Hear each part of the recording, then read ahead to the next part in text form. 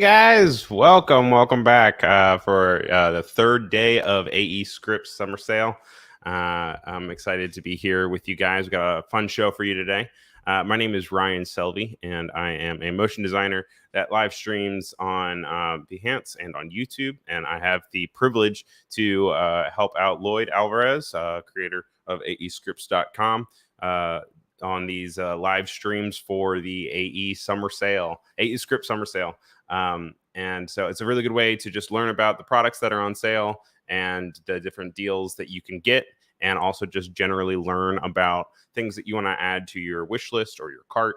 And we'll be going over a few different things. We have two different guests today. We have Constantine and Roman. So we'll be bringing them in just a little bit. But first, I want to go ahead and bring in Lloyd. So, hey, Lloyd, how's it going?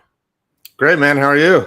I'm doing good. In this underwater scene that we have going on. Yeah. I do have a question for you. So this time around, this is the second week. And there's that continuation of the characters as they kind of go to the temple, then they go to underwater. Do you think that beyond this like 4-week period, do you think you'll probably keep these characters around? Do you think like they're now like mascots of aescripts? This is a great question and something I had not considered. I want to know their stories now. I feel like it's the beginning of something new. That's the strategy.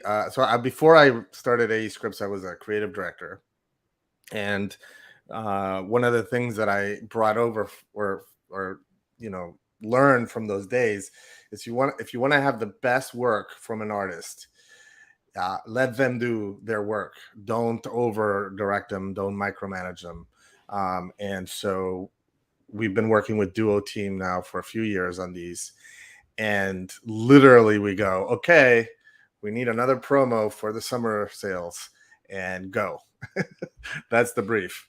And so it's cool because the one thing that I did mention this time around is because the sale has this progressive discount thing. Like the more you spend, the more the discount is.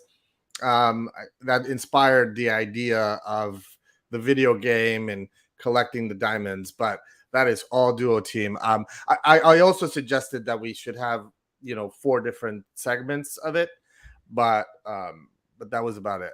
Because and in the spirit of creativity, I would say maybe these characters are going to just be part of this thing, but you never know. They are super cute.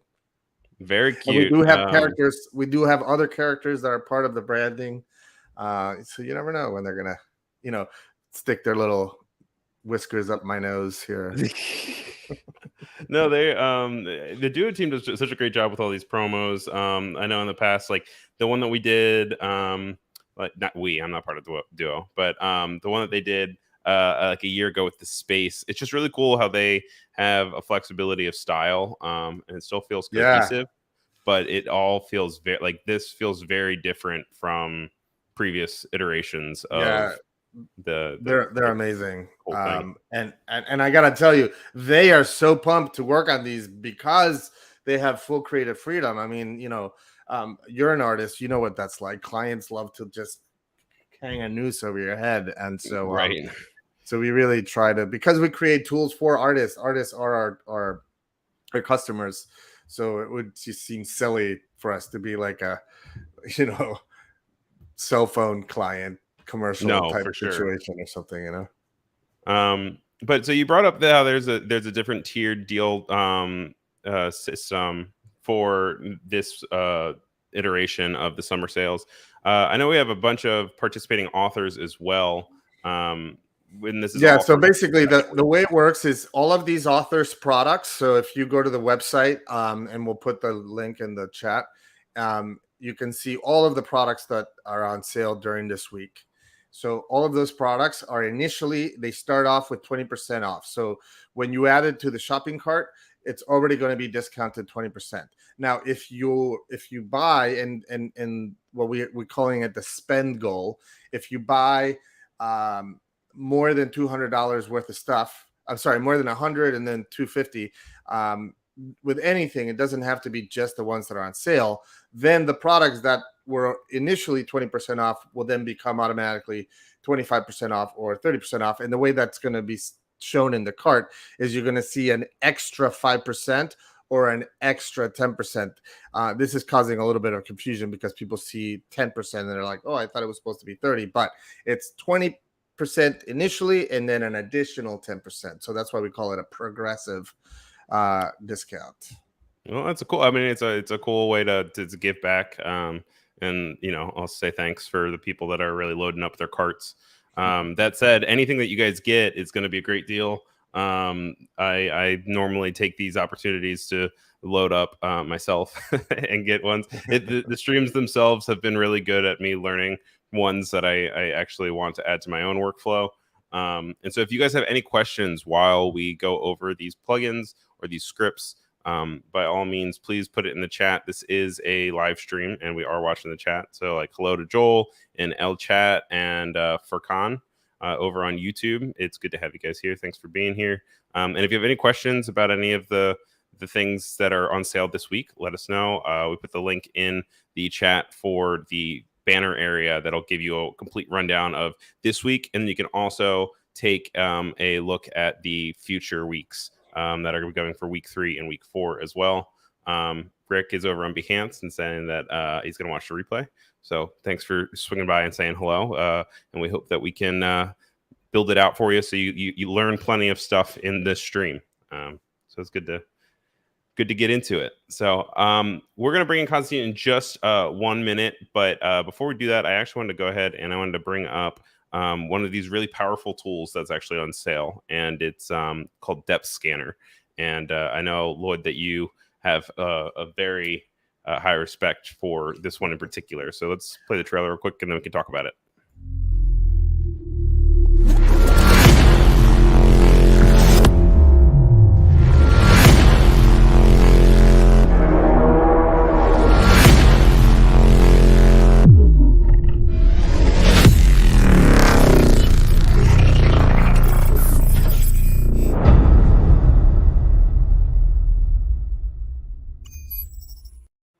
So what this one does is it actually lets you add like modules into the actual footage to kind of create a depth field for different objects on a flat 2D plane, right?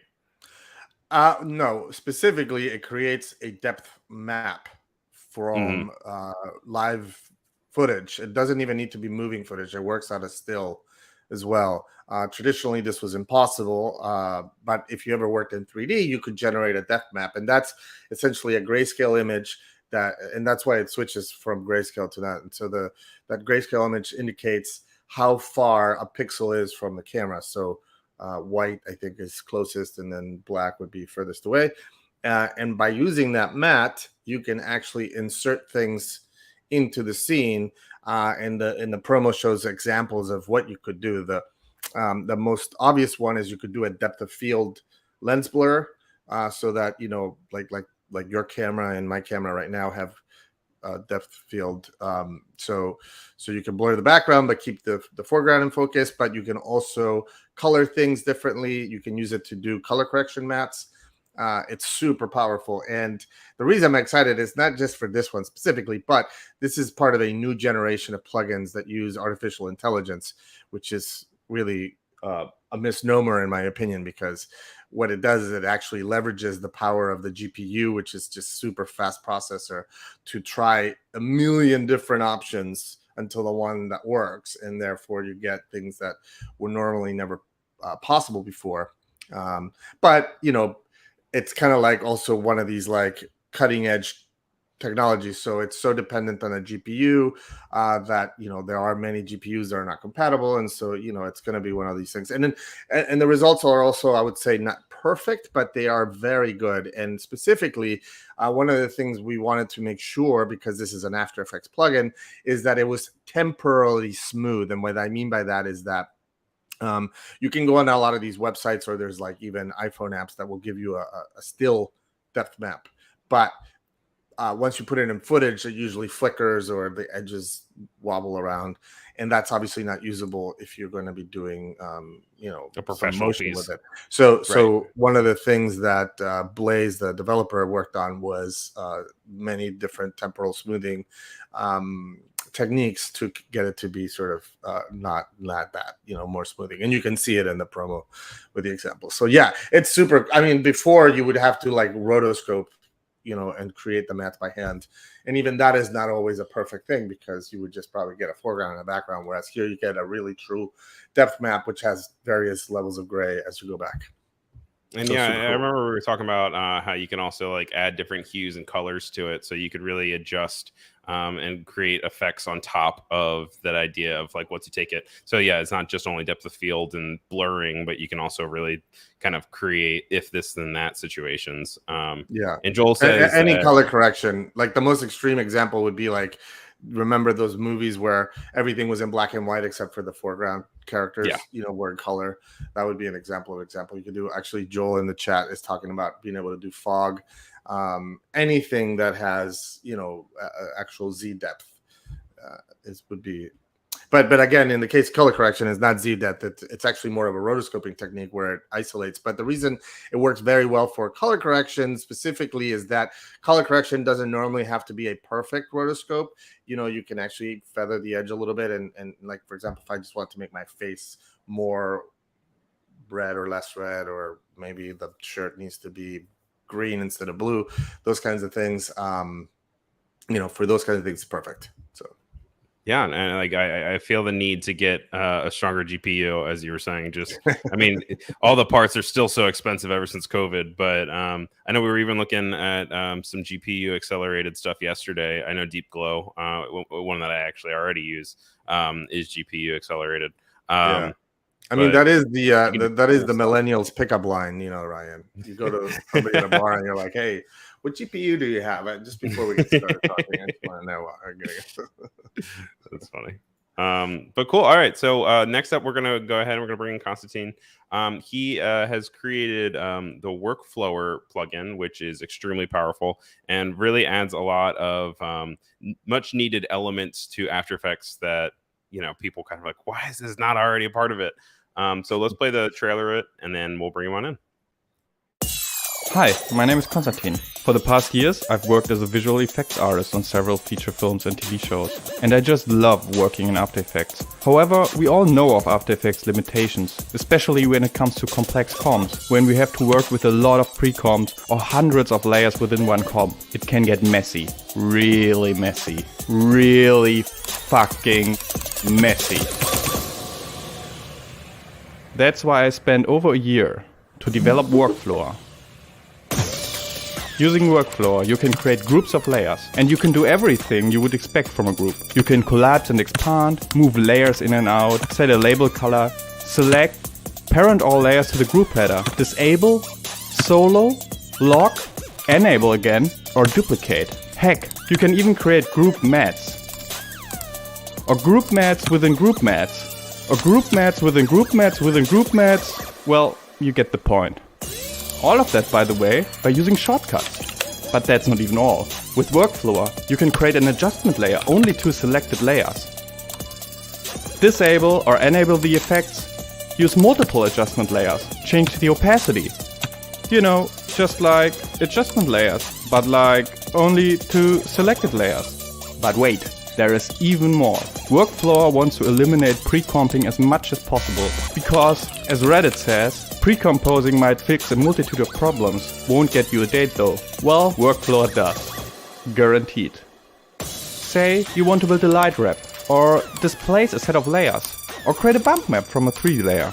In all these cases, to be able to reference our layers, we need to fit them to comp size. That means pre-comping.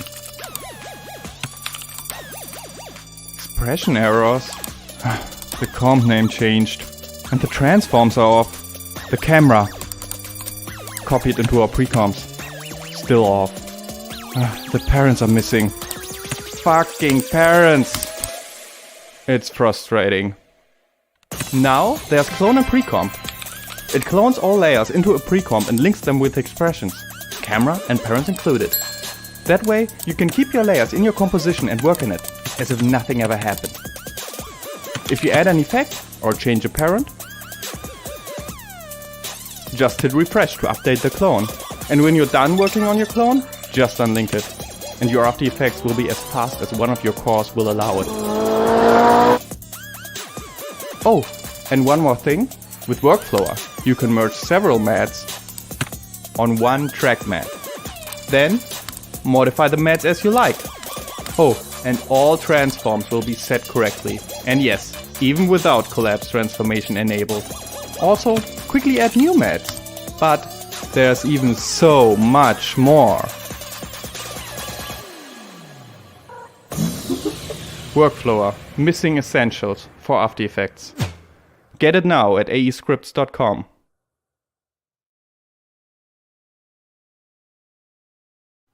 It's such an amazing trailer, but it also gives me so much anxiety. By the way, you're gonna have to update the promo to get rid of the one core bit. Yeah, I was thinking about that joke. Yeah, unfortunately for me, I guess, but fortunately for After Effects. I like that. Take that, Adobe, in big letters at the end as well. Workflower still benefits massively from that, you know. So, but thank you for coming back on. I know we had you on the last summer sales, and so it's good to have you again. But how you been? How is Workflower going? I guess I've been doing quite well. The version 1.1 was released, I don't know, 2 months ago, around that, which was a massive project again. I planned on that taking a few weeks, and then it spawned into half a year. So that's kind of the Workflower story in general. Right now I'm taking a bit of a not really a break. I mean, I'm working on it on the side because I'm working on an own feature film at the moment. Cool. That's quite busy. Yeah, but, I would imagine. It's more on the weekends that I work on Workflower, and I'm working on the most requested feature, which would be, because so far it's only accessible via this dialogue, and everyone wants to have it as a dockable panel, and that's what I'm working on right now, which is for this specific script a bit more difficult than for others. That's why it would be difficult to explain now, but I have it like at 50% probably right now, so that's coming soon. Not bad. I mean, that's certainly progress. And then I know that you were saying that 1.1 recently came out, and that introduced some new things like group opacity, right? Yes. Yeah. What are some other exciting things that you've recently added with 1.1? I mean, I can also show it to you. I have After Effects open here, so yeah, sure, we'd love that. Let me share the screen. How do we do it? No. And guys, I went ahead and I put the link to Workflower in the chat. So if you guys want to go through, it has a wonderful detailed walkthrough on everything that it does right on the product page. So make sure you guys check that out.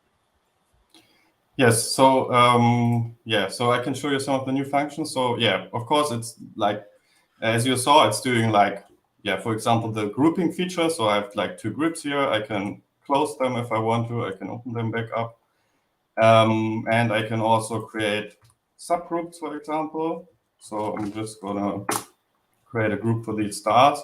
And one new feature, for example, now is that the group header will now be centered around the objects. Love it. Which is a small thing, but it's a small thing, but it's a huge thing, honestly. So infuriating when it's not centered and you're trying to move things around. And you can also, let's say, I unparent all of the groups, and then I would move them around again, and then there's also a shortcut, or you can also just come up with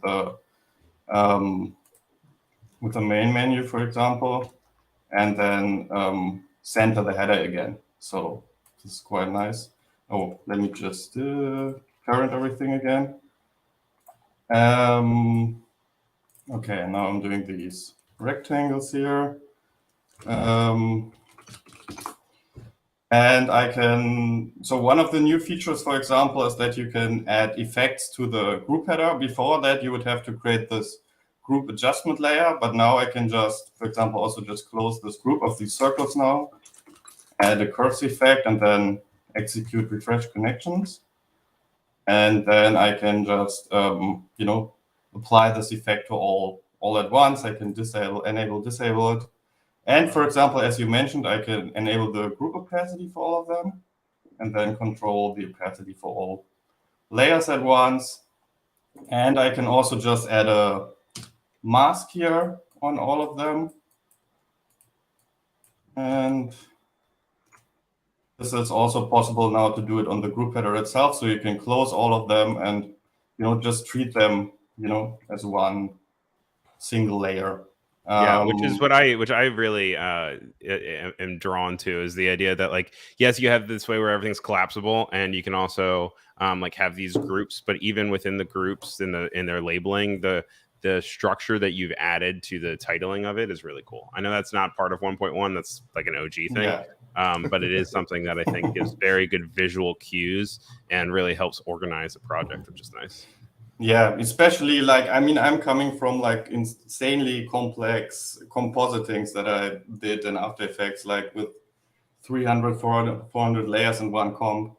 And this can be very, very difficult to see where everything is.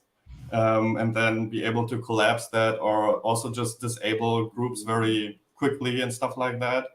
I think that's really helps, because I think the vision of workflow always was that, that you basically just have your main comp and you do pretty much everything in there. Because so often also in compositing, I'm having some element up here in the comp, and then I need a mat from some element down there, but that's, shuffled through 10 pre-comps already. So how do you, get the mat with all the transforms, for example? So that's, that's why I kind of created workflow, so everything is as globally as available as, as possible. I can also another new thing in 1.1 is that the mat above the matted layer here from a group mat is shide now, so it doesn't clutter, the view. But you can also show that again, so you can just move it around freely, and you can also hide the mask again if you want to.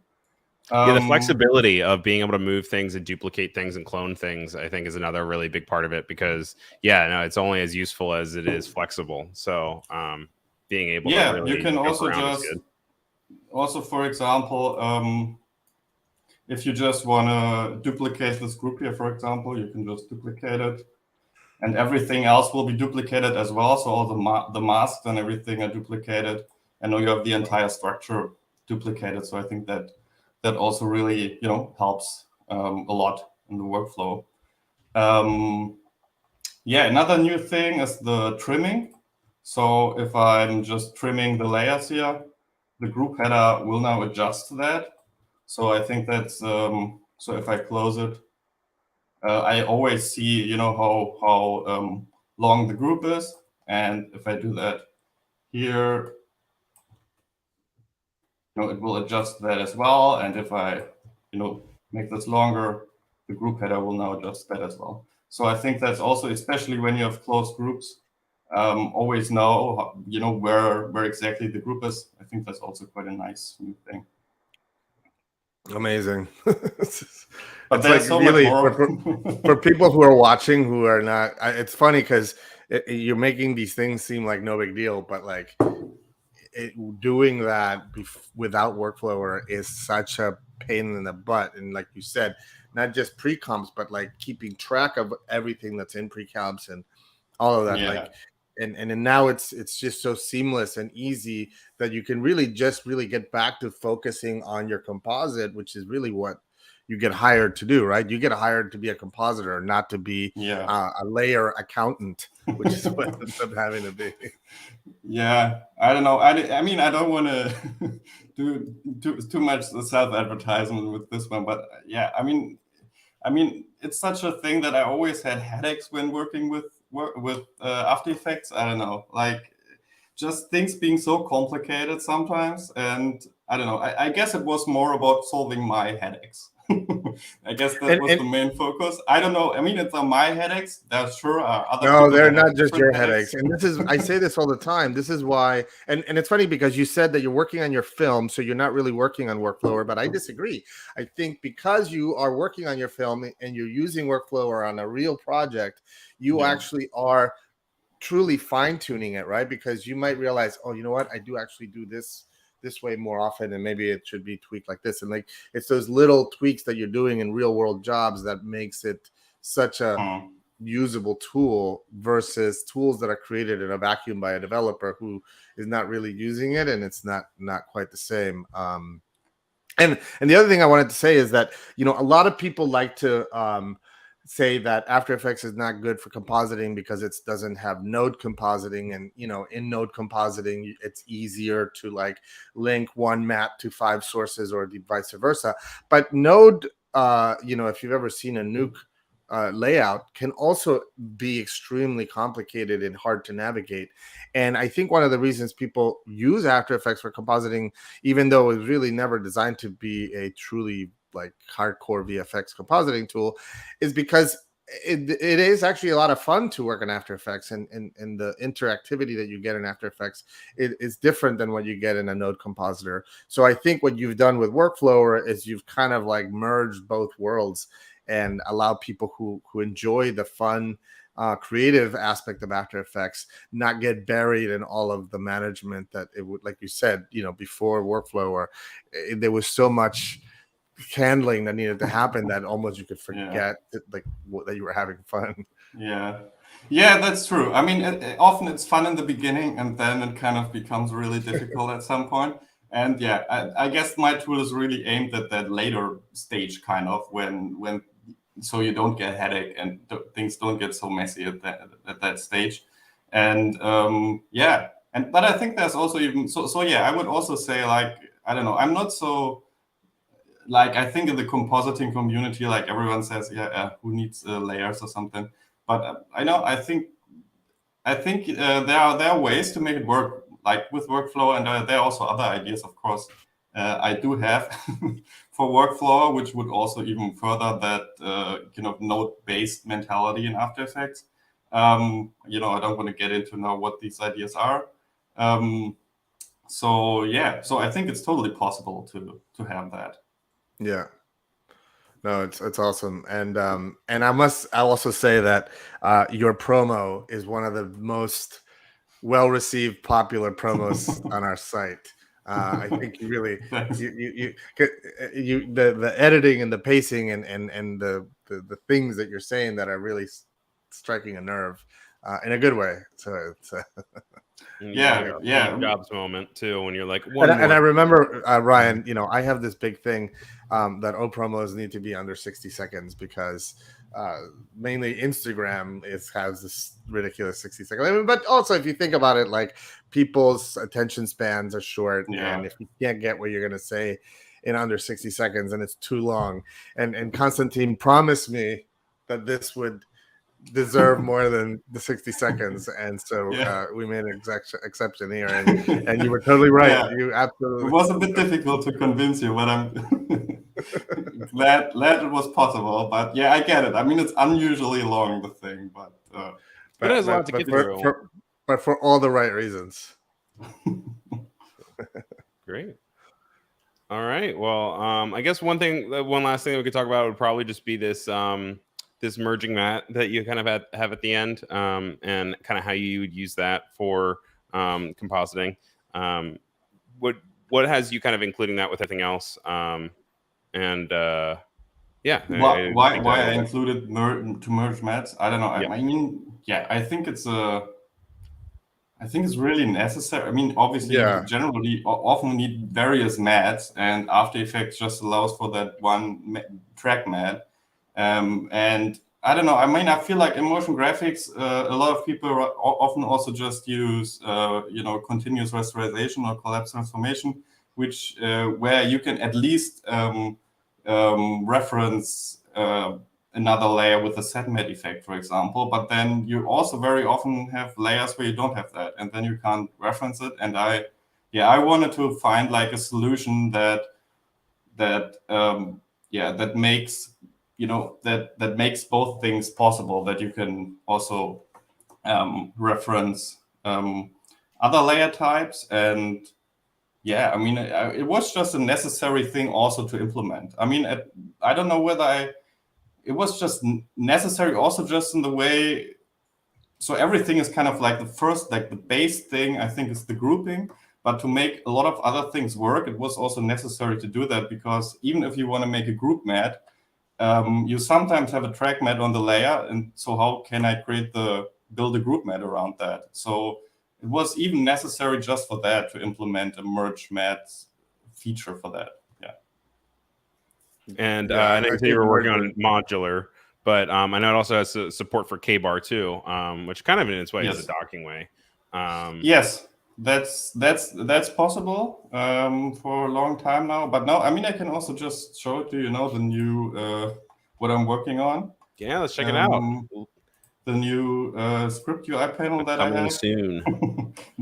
Coming soon. So yeah, I have it docked here now, and now I know I can just whatever. I can just also open and close it here.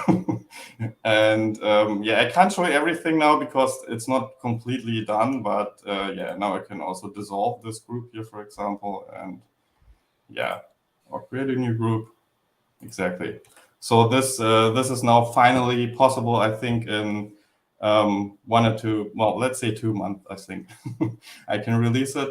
But yeah, for now, you can at least, use K-bar with it, if you have the extension. Awesome. It's fantastic. Cool. Well, thank you for walking us through everything. And yeah, I mean, take your time. Obviously, you said you're working on your own work on the main stage, but obviously we're excited for any and all updates that you have coming our way with Workflower. And thank you again for coming on the stream, as always. Yeah, it's always a pleasure. But yeah, well, I guess best place to follow would be to check it out on the link that we put in the chat for Workflower. I know you also have your Twitter as well, which you can get to via the product page.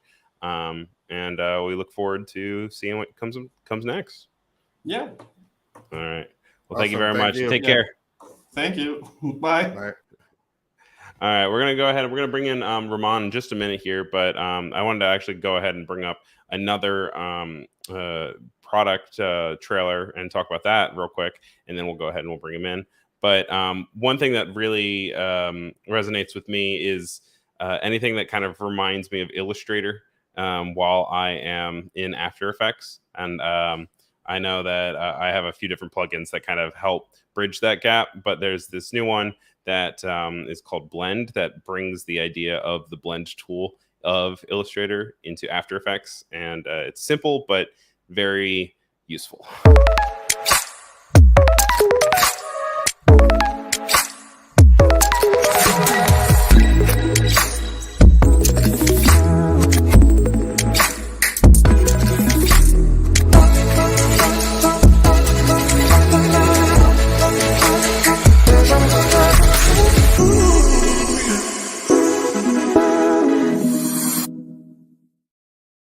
Yeah, like I said, it's simple, but it is something that brings it such a long way. I think that also it's becoming more and more apparent that you see this kind of morphing vibe in like motion trends, at least the last few years. And pulling that off doesn't always look the best if you're just like doing keyframes without any sort of additional help. This really makes it easy by expediting the whole process.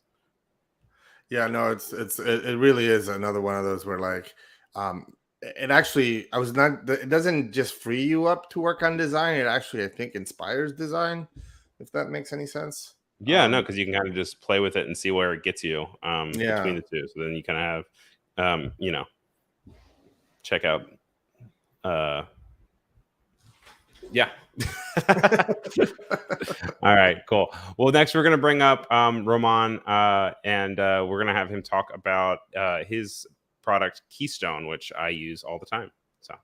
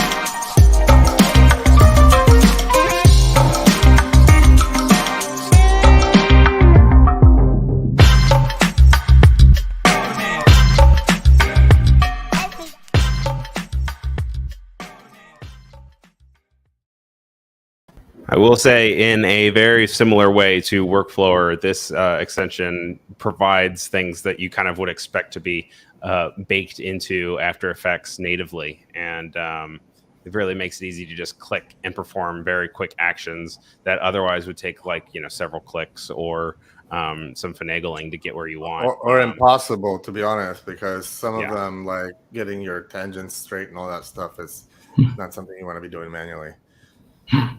Well, thanks for joining us, Ramon. It's good to have you, and thank you for creating this product, obviously. Thank you. I'm very glad to be here today with you guys.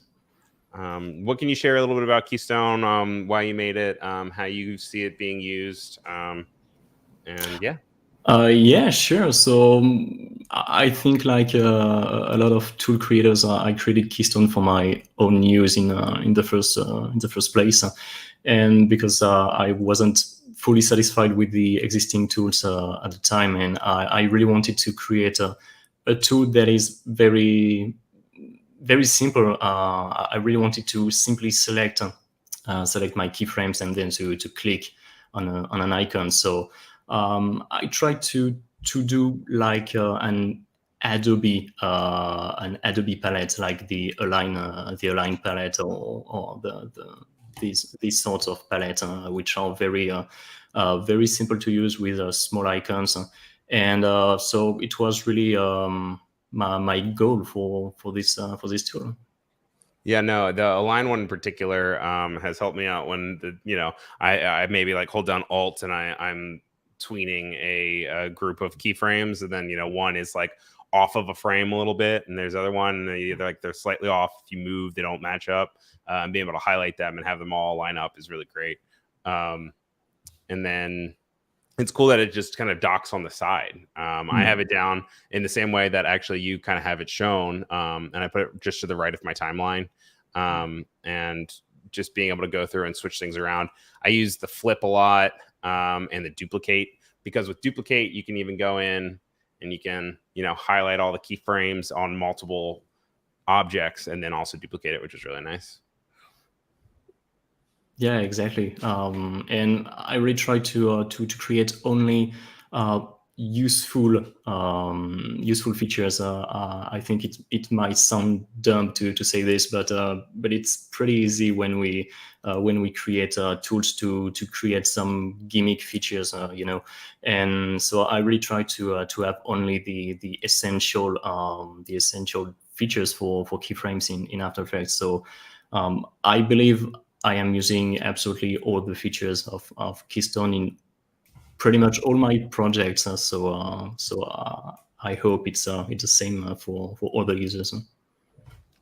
Yeah, and just things that just alleviate some headaches that otherwise just kind of drive you nuts. And I'll say that I'll concur with that the best tools are made by developers who are actually using them in their own work, and like you said, this is like a tool set of tools that you really need, and not just something that it's just whatever, do this for no reason. I think that's what makes really a great tool. And as a matter of fact, on Monday, Ryan Summers at Otternod on Twitter, who's a big huge presence in the industry, and he's a creative director as well, and he really loves Keystone. he went on and on about how awesome Keystone is, and honestly, like I said, like things that you actually cannot really do manually. Sometimes scripts are just like workflow enhancers where they just allow you to work a little bit faster, but you could technically do it without it. But I think you really bridge the gap sometimes on things that you really should not be doing by hand, and Keystone has a few functions that fall into this. Just because it can speed things up for you, and it can make it all just that much quicker for when you're actually just trying to get something done. But precise as well, right? When you have the computer do it programmatically, it's actually precise. Like one Ryan was mentioning, that this button to be able to create a constant speed between two keys. Before you had to really, I'd never really get it right, Ramon? It's like, it was really painful to do this before. and even when we do this manually, it takes a long time, and it's never perfect. And every time we change the value of one of the keyframe, we had to do it again. So it was so time consuming. So when I was creating Keystone, it was honestly, it was one of the last feature I created, but I was like, yeah, I want to do it.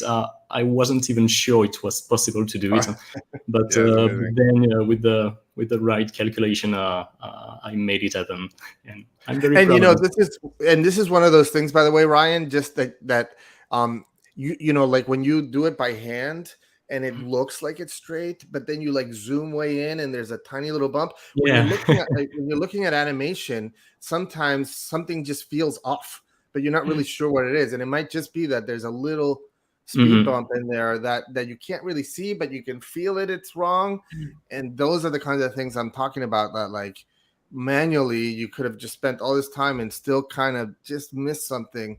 Whereas here it's like one button, and like Roman said, it's like, oh, and you had to adjust it. I'll click the button again, and boom, done. Move on, and not get buried in that stuff, you know. Yeah, exactly. And I also try to match all the features together. So when you use the constant speed function, and then you want to shift one of these keyframes with Keystone, it will keep the constant speed. It won't break up. So this is one of the things that I am pretty proud of. It's to make sure all the different features works together in Keystone. And the flexibility of it, honestly, is just the idea that it's like not only in timeline mode, but also when you're in the graph editor, being able to kind of still rely on it and it's still feeling like natively authentic. In the chat, very good freelancer saying Keystone is a daily lifesaver, which 100%.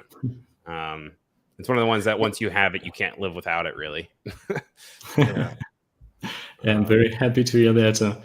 It's as a tool creator, it's very as I was saying on Twitter, you were talking about Ryan Summers, and I respond to him to say it's very heartwarming to hear that some tools that I created really change the workflow of the users. So thank you for all the users. Yeah, and if you think about it, After Effects is basically it's a timeline application, right? Like it's really all about the keyframes. So to be able to improve on that, like most basic of functionalities, is huge. I think. Yeah, and if you guys are looking to maybe like try it out and then see if it works for you, and you just kind of want to check out the tutorial, there is a really great tutorial. It's only 10 minutes long, which is great. It's right on the product page too, right down here, and it'll walk through absolutely everything.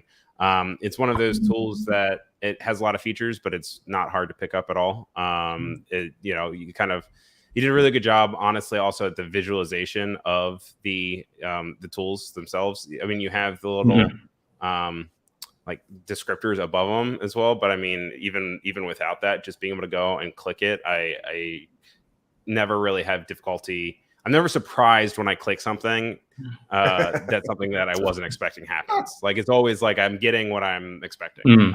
Well, I'm very happy that you noticed the UI, because I spent so much time on this to make all the icons just the perfect size, not too big and not too small, to be able to recognize all the different icons and what they produce. And so it's great you noticed it. And similar to what we were just actually talking about with Workflower as well, if you guys are big K-bar fans, there's also support for K-bar. So you can really make it your own and customize it to fit whichever direction you want with your UI. But I personally just like to actually have the Keystone off to the side of my timeline. I just leave it there so I can go and click it and fix things up real quick. Yeah, this is definitely one of the ones that has earned the right to be a permanent fixture on your workspace, right? Yep. But great. And then I'm going to go ahead. I'm just going to throw in your product page into the chat. So if anyone wants to go to check that. Also, Randomatic is also on sale. We did look at that in previous sales, and that really helps with just your properties and layers and randomization in After Effects. which is also great to see. But two things that really just kind of help speed things up for you in After Effects. So, yeah. I guess we could probably actually just check out a Randomatic trailer real quick before we say goodbye, just so if anyone wants to check it out.